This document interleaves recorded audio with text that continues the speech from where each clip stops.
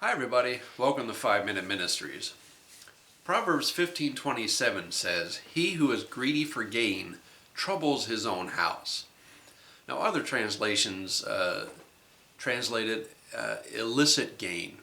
However, the problem is greed, whether it's illicit or legitimate, it's still greed, and that causes many problems. If you don't believe me, you can just watch court shows that deal with small claims, and you will see that greed manifest itself in different ways. See, the problem with greed is it roots itself in selfishness, and it's cultivated by discontent, and then greed grows into a large tree that falls on anything and destroys anything it falls on once it falls over. So greed causes a lot of problems, especially in your relationships. It separates families. It goes out of its way to destroy them. Now, many people will say, well, I do what I do for my family. The family is constantly questioning, well, why do you work 16 hours a week or a day? Why do you go on so many trips? And they may have all these nice things, but your family wants you.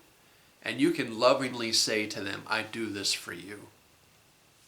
But ultimately, you're not doing it for them. You're doing it because you want more for them. The problem is, they don't want more. They want you. And at the end of the day, they may have all this nice stuff, but they've cut you out because you've cut them out trying to get all this nice stuff. Greed will definitely separate your family. Well, greed also ruins friendships. As I mentioned before, the court shows, you'll see many a times where a friend will lend another friend money, and it becomes a big dispute over the money. And a lot of times that friend had no intention of repaying back the one who lent the money. And the person who lent the money is, well, I want my money back. It's my money. And there becomes a huge separation, and they're no longer friends. Well, greed also affects your faith. And when you are greedy for gain, whether it be money, possessions, or what have you, anything that you're greedy for, anything that you just have to have, and you are obsessed with having, that becomes your God. It doesn't become, God isn't God anymore. That thing is your God. More money is your God.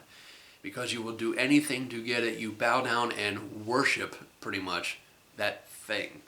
And it cuts off yourself from God.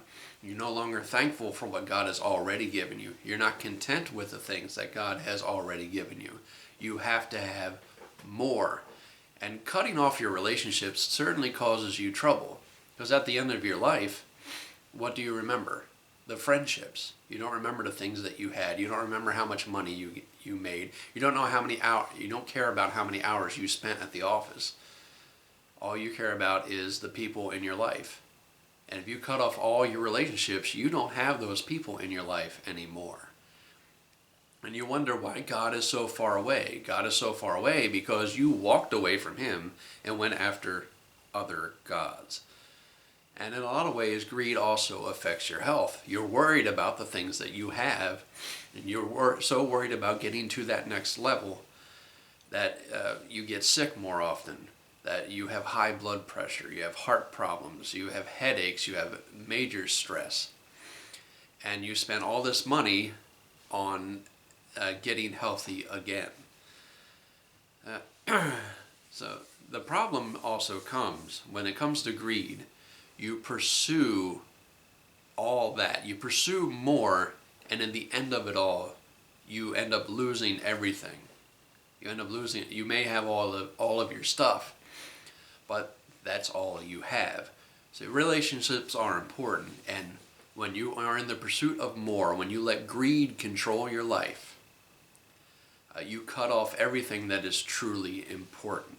Now we're going to talk about different forms of greed, and we're going to discuss greed in the next few messages. So be looking forward to that, and ask yourself and examine yourself.